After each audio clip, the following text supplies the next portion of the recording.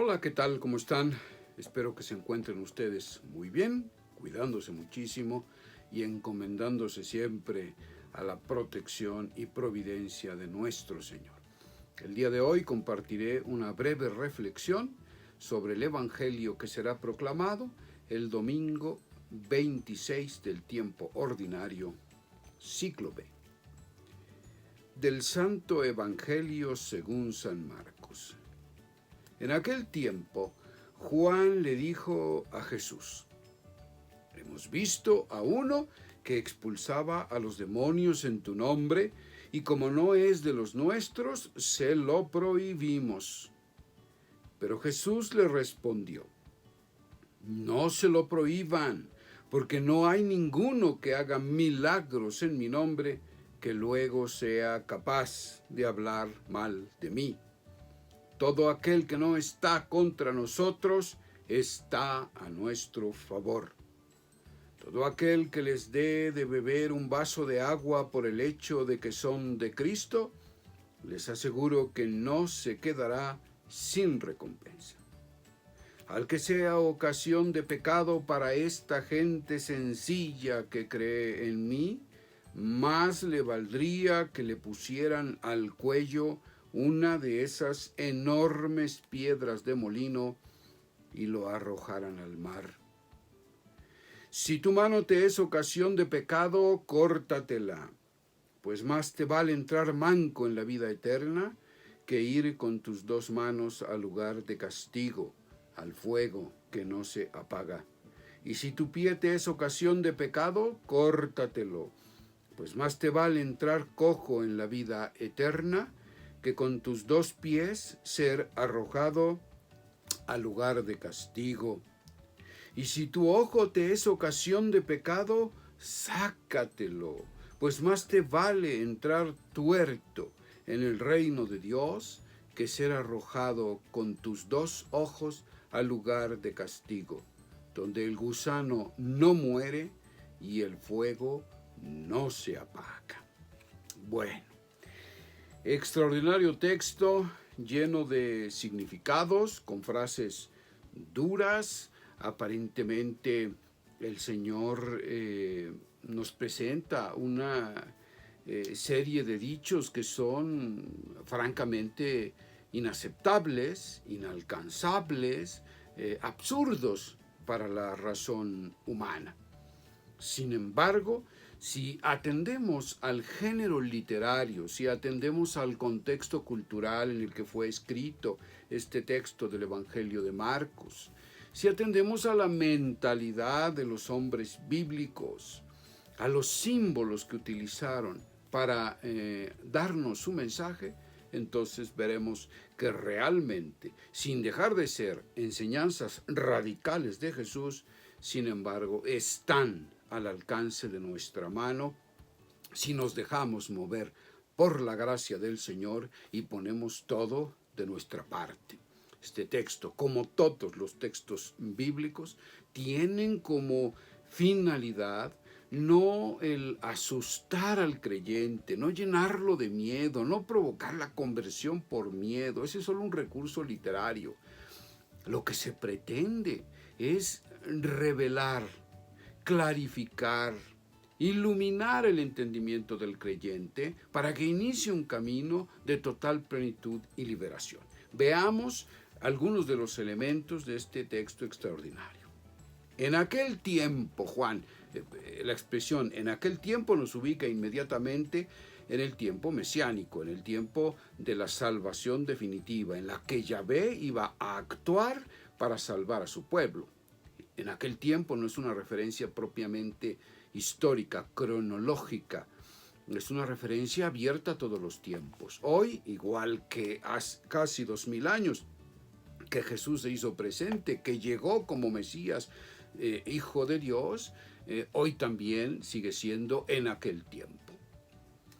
¿Y qué sucede en aquel tiempo? Juan le dice a Jesús, uno de sus discípulos le dice a Jesús, y con él todos nosotros. Recordemos que los personajes son representativos en la trama, en la narrativa teológica del evangelista. Y entonces debemos vernos nosotros reflejados en sus actitudes. Hemos visto, dice Juan, a uno que expulsaba a los demonios en tu nombre, pero pues como no es de los nuestros, pues se lo prohibimos. Esa es una tentación permanente del cristiano de todos los tiempos, sin importar a qué denominación religiosa pertenezca, a qué denominación cristiana pertenezca. Es la tentación del secuestro de Jesús, del secuestro de la salvación, de querer apropiarse de manera exclusiva de este Jesús que libera. Las religiones tienen esta tentación todas, aunque no sean las cristianas, pero específicamente las cristianas, todas las denominaciones cristianas tienen esta tentación. Quieren apropiarse de la salvación. Y la Iglesia Católica no ha sido la excepción. En muchos casos se ha cerrado y ha excluido a todo aquel que no pertenezca a sus filas nominales, entonces está fuera de la verdad. Y entonces la misión en qué consiste? La misión consiste en ir a convencer a los otros que deben ingresar a las filas de la Iglesia Católica. De esta hablo porque yo soy católico y entonces me siento con el derecho de, digámoslo así, hacer un juicio, siempre desde el amor, siempre desde la caridad, para tratar de recuperar la esencia de nuestra iglesia. Bueno, en muchas ocasiones esto se ha presentado de esta manera, ¿no? La iglesia queriendo secuestrar a Jesús y excluir a todos los demás. Sin embargo, Jesús es verdaderamente tremendo, ¿no? Jesús le dice a Juan, Jesús le responde a Juan, no se lo prohíban, porque no hay ninguno que haga milagros en mi nombre que luego sea capaz de hablar mal de mí. El que no está en contra de nosotros, de Jesús y de su iglesia, está a nuestro favor. No importa que no pertenezca a ella. Lo dice la misma Iglesia Católica en su enseñanza conciliar del Concilio Vaticano II.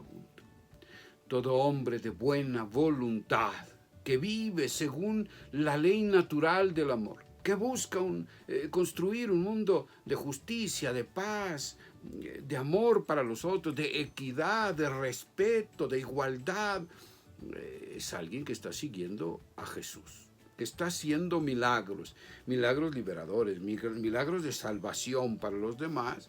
No está contra Jesús, al contrario, está con él. Entonces el Concilio Vaticano II dice que Dios, por medios solamente por él conocidos, asocia a estos hombres de buena voluntad, sin importar su religión, sin importar su credo político, es más, sin importar si son o no son religiosos, están unidos a Jesús, a su misterio pascual. Dios los une, por medios solo por él conocidos. Ya basta de sectarismos, basta de exclusiones absurdas. No tienen cabida en el discípulo de Jesús.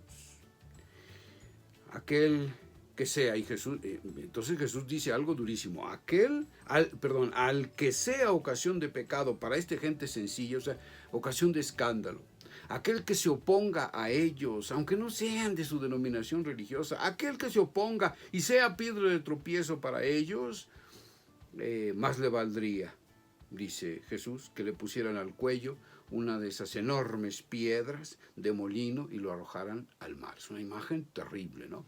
Jesús se lo está dirigiendo a sus discípulos. Cuidado con esas actitudes sectarias y excluyentes. Y después Jesús dice cosas también tremendas, ¿no? Si tu mano te es ocasión de pecado, si tu pie te es ocasión de pecado, si tu ojo es ocasión de pecado, córtalo o sácalo. Porque más te vale no tener un ojo, no tener una mano, no tener un pie, que ser excluido de la comunión con Dios, porque esta es la imagen de este lugar digamos, de castigo, de destrucción al que hace alusión Jesús, ¿no?